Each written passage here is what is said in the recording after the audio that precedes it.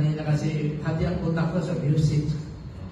So hindi ako makapag-concentrate. And ano ba sasabihin ko?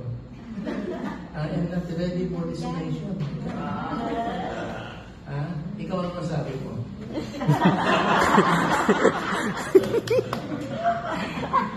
And thankful ako kasi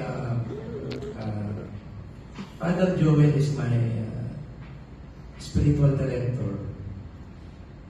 At alam ko na tinatagit ng Divine Healer, but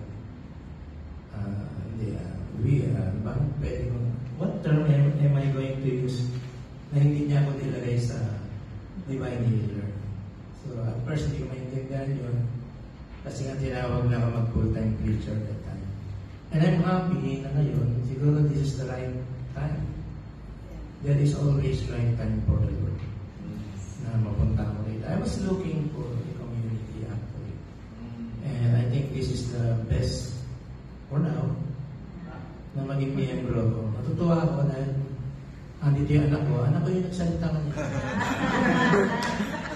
There is a big Sylvia.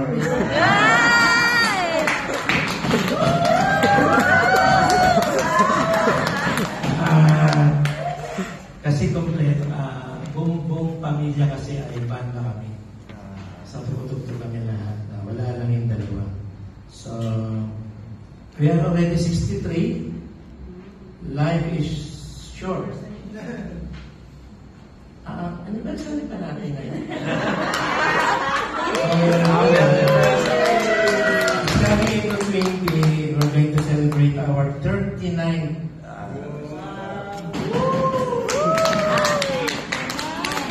Sabi ng mga anak, magpakasaluloy kami. Sabi ko, ang pagkakamali ay minsan.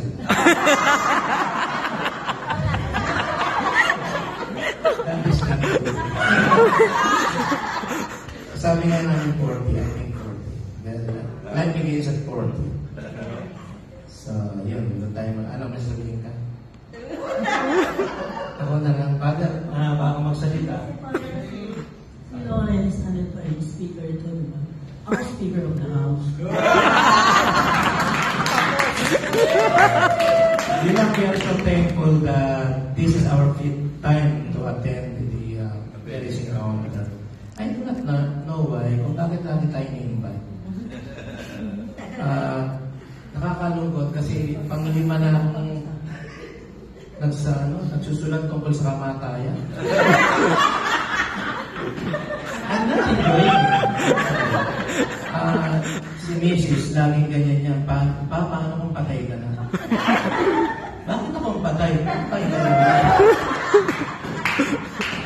Masaya ako sa community. Thank you.